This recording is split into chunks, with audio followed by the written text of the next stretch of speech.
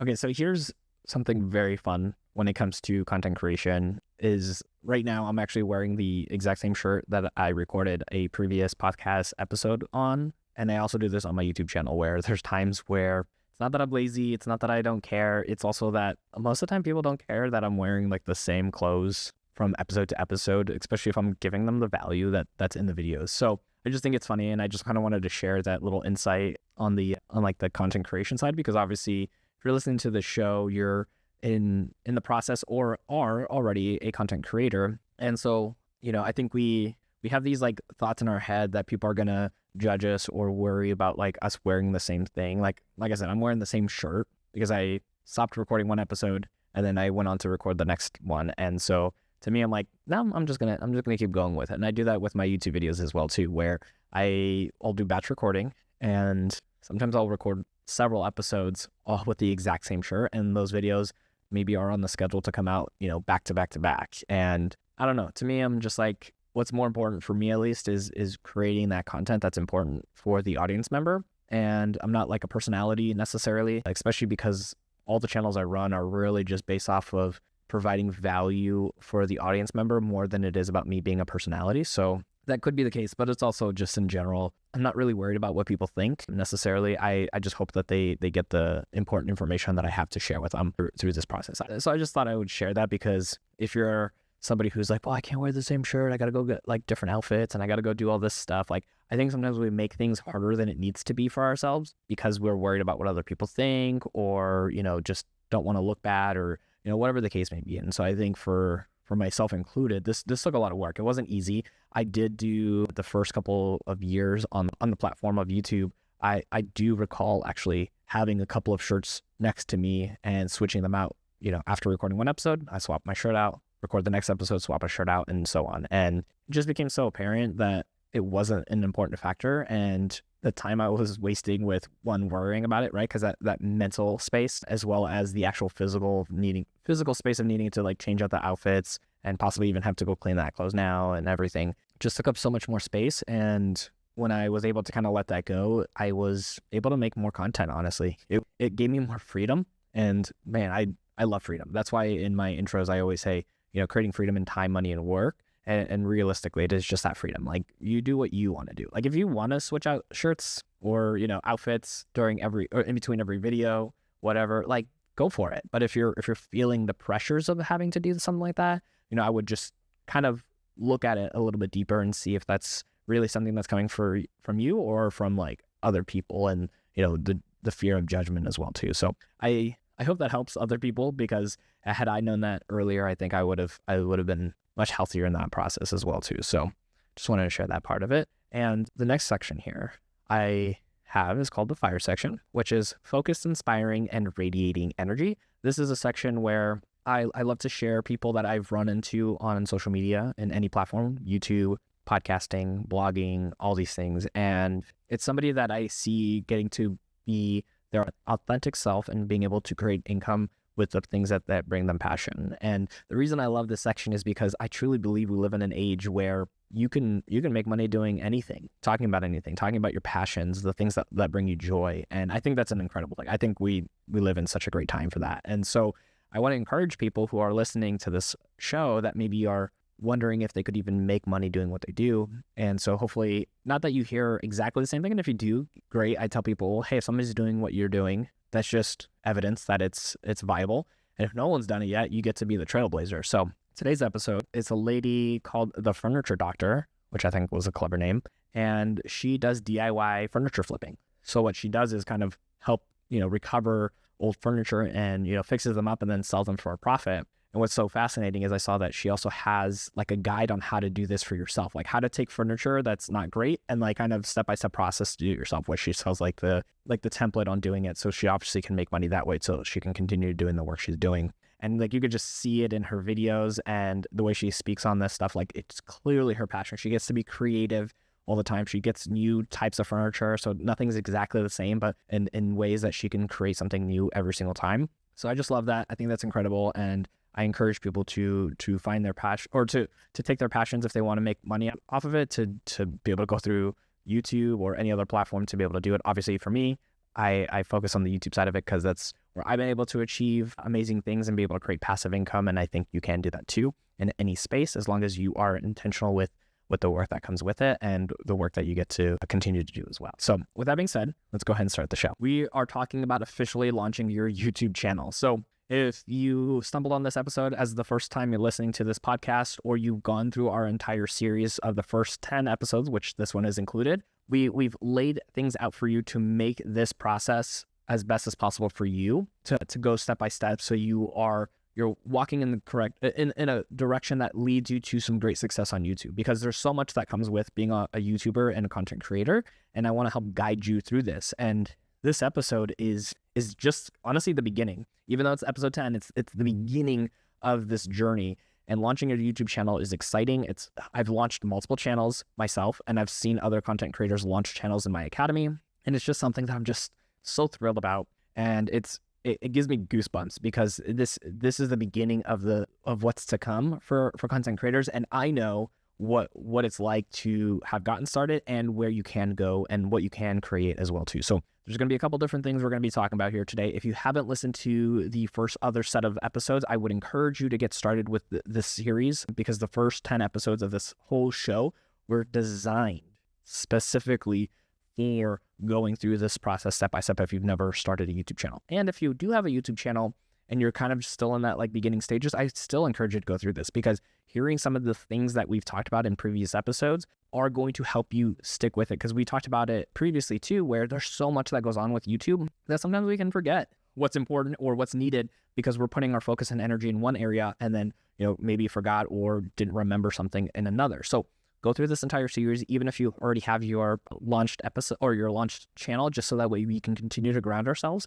And of course, stick around to this whole series, because we're going to constantly be talking about ways to look at YouTube, talking about, any important news that comes out of YouTube and how things might change in the future, but also just the tools and tips that I've used over the years to create passive income on YouTube that allows me to do the things that I want to do and have that freedom in my time, money, and my work.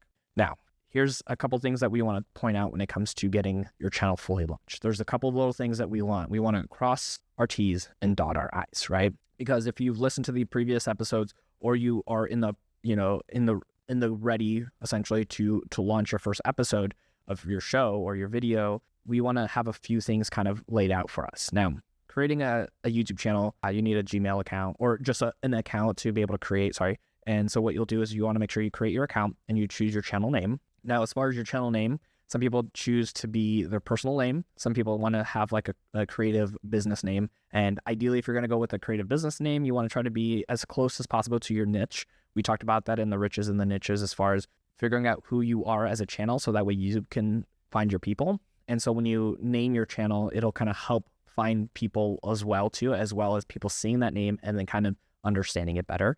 If you choose just your name, that's also great too. One of the things I have noticed from some people in my academy and some other people that I've heard wanting to get started with YouTube, sometimes coming up with a name is a big barrier as well. And that's okay. And so what we really want to do is understand two things. One, we want to be clear about our channel. The easier it is to read, the easier it is to say, the easier it is to just, see it and understand it off the bat, the better. That is truly the best thing we can do. The second thing is you can actually change this down the road if you really want to. So you don't have to be beholden to this name. I have friends and colleagues in this space, go from their personal name to a business name. And I've had some people go from a business name to a personal name. So it can be done. No matter how big of a channel you are, you can go through the process of changing it as well too. So don't fear this. Don't let this be that big of a hurdle for you, because it can change for you. And honestly, that's a really good thing to know, because I think sometimes we get caught up in, well, once I put it this way, it's going to be like this forever. It won't be. So you're good. So just pick that name, move the needle, and then that way we can get to the more important part, which is getting your content released to the audience so that they can start seeing you, knowing about you, and, following you as well too. So now with that, we have an idea of a name. We also want to have a headshot or a profile photo. Now, if you're choosing you as a name, obviously it might be best to have you as the photo. If you're going to go with a company, you could still have your face as a photo, or you can have your logo, or you can have something that represents that. Now, this is a pretty small profile photo. I believe it's 800 by 800 as far as the dimensions for it. So it's pretty small. So I usually encourage that if you can, to zoom in as much as possible, to have most of your face in that versus trying to do a full body, or if you're going to do a logo, that it's not too too chaotic in that space. So try to keep it as clean as possible, just so that way it's easy to tell what that is. And again, this can also easily be changed over time too. You do not have to keep the same thing. I think my profile photo I've changed like 4 or 5 times over the course of my main channel, and then once or twice in some of my other channels that I run as well too. Now on YouTube, there's also what they call a banner. So if somebody goes to your homepage, and you might have seen this on other people's, and I would encourage you to get some ideas from other channels as well, to have a banner. Now the banner, the most interesting thing about this banner, and I'll give you the dimensions, but you can definitely search them when you get home to look it up as well too. The banner is 2,560 by 1,440. So those are the dimensions for the banner. But what's so fascinating about the banner is, depending on if somebody is seeing your banner on desktop or on mobile or on the TV, it's going to look slightly different.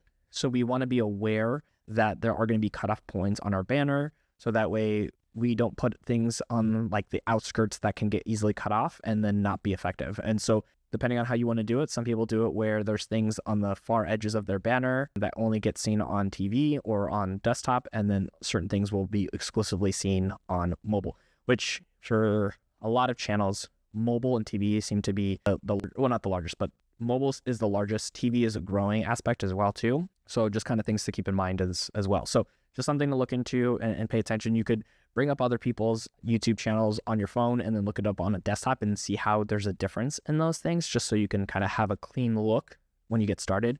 And you could be very simple in this banner. Usually people will just put like their channel name again. Sometimes they'll put their personal name if it's a brand, just so people can see who they are, and maybe a photo of them in a different spacing than what they have in their profile photo as well.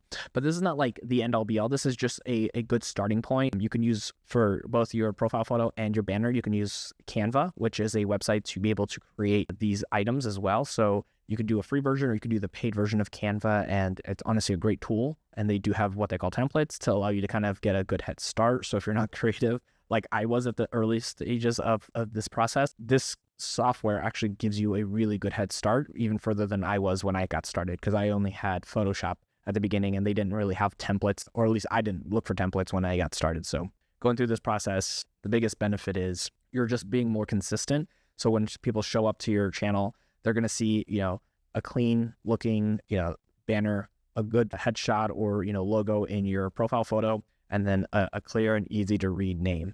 And so all those three things kind of combined just kind of showcase that you're showing up. And when you're showing up, people want to continue to follow you as well.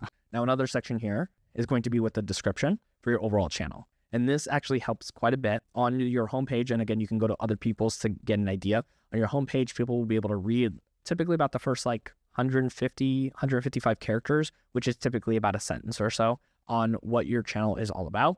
If it's just you, if the channel is about you, share that. If the channel's about crocheting, share that. If the channel's about like mine, I teach people how to utilize financial apps and services for their personal life, like that's what my description is going to be all about. So we want to be pretty clear and cut about who we're serving as an audience in the description, because it does help people. I tell people this all the time when we talk, which is I'd rather not have somebody subscribe to the channel if I'm not for them than have them subscribe and honestly either be disappointed or never watch any of my content. So you're better off finding your people by being honest about what your content's about. And so that way you can draw those audience members in. I'd rather have a smaller audience that's more engaging and more looking for what I'm creating than have a bunch of people that aren't interested in the topic that I'm having a conversation about. So just something to keep in mind. We want to go through that. And if you need a little bit more assistance on like kind of narrowing down, go back to our episode 4, which is the riches and the niches. So that way you can kind of fine tune your description if you needed to. You can use ChatGPT, or you can use Gemini or any of these other AI software to kind of help curate the description if you want to. But I would still encourage to try to put as much of your own verbiage in there as well too. But you can use that as a good starting point. And then just check out the other channels that maybe you follow or want to follow, and see how they show up on their description. So that way you can have an understanding of, what's a best practice to help, capture an audience as well. Now we talked a little bit about the channel's name, and I just want to reemphasize, because I have it here in my notes. You can change your channel name later. And if you're getting stuck on this for quite some time, I would just bite the bullet, just choose one name, go with it, and then change it later, because we don't want this to be that big hurdle, because there's other hurdles we get to go over, which is like releasing the videos, recording the videos, all that. So if this is a sticking point at the moment, just ChatGPT, hey, here are 3 names of a YouTube channel I want to have, which one would sound the best or whatever for what you're doing. And then hopefully that will kind of help guide you as well. But just don't get too fixated on that part, because I've seen it happen too often, and then the person just doesn't end up creating a channel and then doesn't get to create the long-term impact that they want to have as well. Now, this next section is kind of interesting, and this is from data that I've seen, and I'm a data-driven person. So when I share insights or things that I've seen, whether it's on my YouTube channels or other people's YouTube channels, because I have access to like people in my academy where I get to see their back end. I get to see their data kind of accumulating with content that they're creating. I come from a place of understanding that data doesn't have feelings, and that the data just tells me what things are, and I get to make different decisions based off of that information. And the reason I preface this part is because the next section, I don't want to say it's controversial. It definitely isn't, but it's definitely looked at from a lot of people to be like, well, I disagree. And you can disagree, or people can disagree with me, but the numbers don't lie, which is be very cautious with promoting your YouTube channel on other social media sites or having friends and family start subscribing to your channel unless, and I emphasize this part, unless they actually are intentionally wanting to watch the content that you're creating. And the reason for that, especially early on, there's enough data that I've seen, and this is maybe not true for every single person, but pretty much every channel I've ever seen on the back end, when we're drawing people in from like Instagram or drawing people in from like Facebook to come onto YouTube and subscribe to the channel, those subscribers diminish the value of the content that you created, because their sole purpose of going on there was to subscribe, but not to actually watch the content. And if they did end up, clicking on a video, they leave that video so fast that it hurts the retention on that video, which means it's going to hurt the probabilities of that video going out to more people, because YouTube's all of a sudden saying, hey, people are not sticking around in this video. This might not be of value for people. And sometimes your videos can still show up and like gain traction, but sometimes it can actually hurt the video so much that it just never ends up getting onto search or getting ranked in the YouTube algorithm. So it's a cautionary thing that I want to share with people, because I've seen it time and time again, sending people over from Instagram to YouTube, and how little they actually stay on a video. It's staggering. Like it's eye-popping, I should say. Like it's so obvious that like when I see that data that I'm like, ooh, sending people over from other social medias or asking friends and family to subscribe to the channel can hurt so much. Not saying that's going to be the case for everybody, but from every channel that I've ever seen on the back end, I've never seen for most channels it being an effective way to grow. The most effective way to grow is organically on YouTube, because YouTube is such a good like steward of the content that you're creating, that it'll find the people that it needs, right? Or that needs that video. So if you're creating a piece of content and you're trying to post it up on like Facebook or, any of these other social media platforms, the people that are like maybe clicking on that video aren't intended for that video, where YouTube, their sole job for the algorithm is to say, hey, let me figure out if I know what this video is about, and then let me go find those people for you so they can stick onto this video as long as possible. And then that's how you gain traction. That's how you gain subscribers. That's how you gain likes, because people are obviously enjoying the videos. And so your best bet is honestly focusing in and focusing organically on the platform that you're growing on as well. I'm not saying again that it can't work, and I've seen some people have that success, and maybe when you're close to certain metrics like 1,000 subscribers or 10,000 or 100,000, maybe asking people if you want to, like, fine. But like on a day-to-day thing, I think your energy is so much better spent trying to focus organically on serving the audience on YouTube than trying to draw people in from other platforms, and especially early on, right? Because and we talked about this in previous episodes, that like we're trying to gain the experience. Like most people starting their first couple of videos are just getting started with overall, what it's like to produce content. That's how I was. Like I didn't really know a lot about producing content. So, we're just learning at the beginning stages. So I actually loved, and I tell people this all the time, it's actually great that you're not getting subscribers early on, because you're still gaining the experience of producing content. Like we want to get good, and the best thing to do is to kind of almost have our videos not necessarily go under the radar, but just like not gaining crazy amounts of traffic early on, because you're still in that beginning stages of all of the things that you're doing. So just be cautious with taking that energy and that time out of producing good value and growing organically and trying to draw those people in from other areas. Now,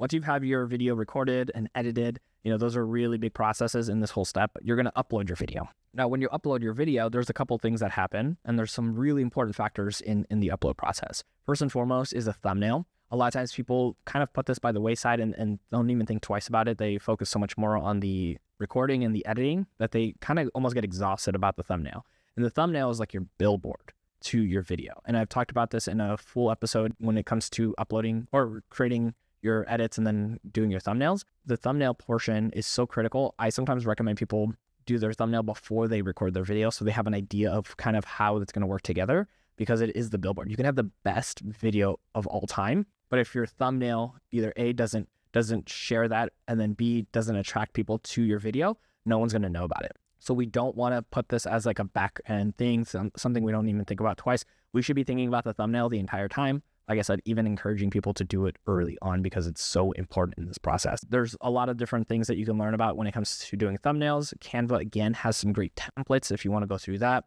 And then also too, you learn as you go through the process because there are actual data points for thumbnails that you can see how they're working once you kind of have enough of them out there. So you can see, which ways you want to pivot, if things are working or not working, whether your face on camera is impactful or on the thumbnail is impactful, shocked face or sad face or anything. Or maybe sometimes some people's faces don't work as well on camera or on the thumbnail. And so, taking them out is only known by actually having the data on the back end. So just some good tips on thumbnails. Try to keep the words to a minimum, 2 to 3 words. Typically, if you can, try to have your face nice and clear if you're going to have your face on there, and try to portray what the video is going to be about through the thumbnail. And you can take some inspiration from other channels. I just encourage not to do a carbon copy of other people's thumbnails. Try to always be creative in your own space. Now, once you have your thumbnail, you can upload that while you're uploading your video. Then you'll have a description for your video itself. So we want to explain what the video is about, and we want to be as accurate as possible, not just from the thumbnail's perspective and not just from the description, but also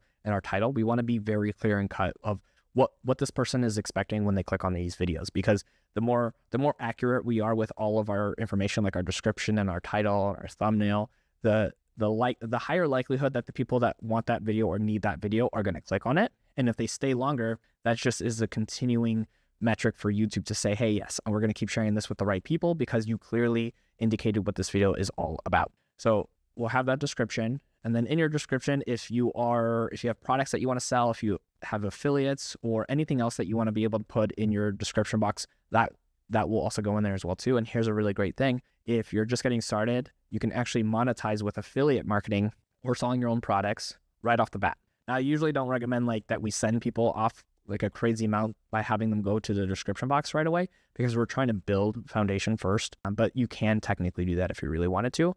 And it's great because you can start earning money, and then that money can funnel back into the business and continue to grow. Now, there's also tags. And tags are important, but not the most important part of the process. So don't over fixate on it, but it's also just a clear way of understanding your audience better. So tags are the words that we're going to use that help draw people in based off of what they might search for. And we're going to have a full video where we're going to dive in so much deeper into this. It's going to be called, I believe, Mastering YouTube SEO, Ranking Videos. So be on the lookout for that episode as well too. And what we want to do is long tail our keywords. So if we're going to go with an example I think we talked about, or we have scripted out, which is talking about retirement, right? So if let's say you have a video that you're going to talk about retirement. If you use the word retirement as your tag, it's very vague and very broad at the same time. So it's something what we want to do is if we're talking about 401ks for somebody in their 50s, that's going to be probably more likely effective for somebody if that's what your video is about, right? If you're talking about somebody in their 50s and looking at their 401k and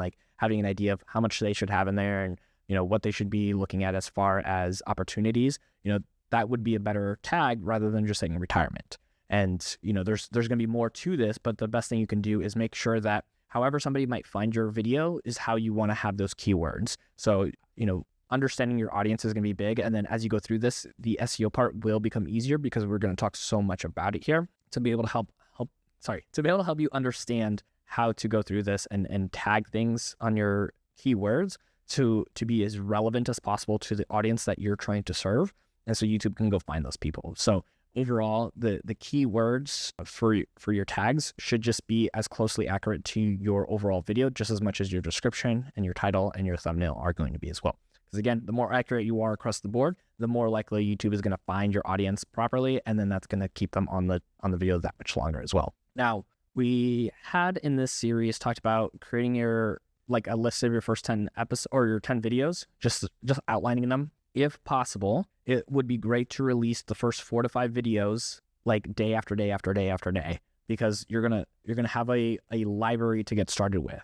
Now, if you can't do that and you can only do 1 video a week, just do that. Like, it's better than nothing, right? But again, if it's possible to release a chunk of them at first, because what that's going to do is, again, give you that library. And that's so important early on, because if you just release 1 video at a time, let's say for, your first 5 episodes, that's going to take 5 weeks. Somebody watching your video, the first week, or the second video, the second week, is going to look at your channel and not see a lot of content. And they're not going to be able to do what we call the MAP method, which we'll talk about in a second. And so there's not as big of an incentive for people to stick around. They don't trust that you might be there. There's a lot of factors that will play into it. So having a couple videos released all within a short period of time allows that library to get started. And then you can go and release, once a week, twice a week, or, once every 2 weeks, whatever your schedule can work out to be able to release content. The sooner you can get videos out, the better, because then again, you're going to be practicing and getting that muscle memory going. And then, like I mentioned earlier, then you can also do the MAP method. And the MAP method is my favorite